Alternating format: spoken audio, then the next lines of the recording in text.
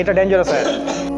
তারপর কি ওয়া মিন শাররিন নাফাসাতি ফিল উকদ, এটা ডেঞ্জারাস আয়াত। ওয়া মানে এবং, মিন শাররি মানে ক্ষতি থেকে। এই যে নাফাসাত এই শব্দের অর্থ হচ্ছে জাদু করিনি মহিলারা। যত মহিলারা জাদু করে, আর জাদুর সাথে মহিলার সম্পর্ক আমি বললাম শুরুতে, জাদুর সাথে ম্যাক্সিমাম সময় মহিলাদের সম্পর্ক থাকে। বেশিরভাগ মহিলারাই জাদু করে, সাধারণত জাদু চর্চা করে, প্র্যাকটিস করে। এইসব মহিলাদের জাদু থেকে বা জাদু করিনি মহিলাদের থেকে ফিল উকদ, উকদ মানে হলো যে গিট। আমি যে বললাম গিটের মধ্যে ফু দিয়ে রাসূলকে জাদু করেছিল, ওই গিটে ফু দেয়া জাদু করিনি মহিলাদের ক্ষতি থেকে আল্লাহর আশ্রয় প্রার্থনা করছে। আরেকটা হচ্ছে শেষের আয়াত ওয়া মিন শাররি হাসিদিন ইযা হাসাদ।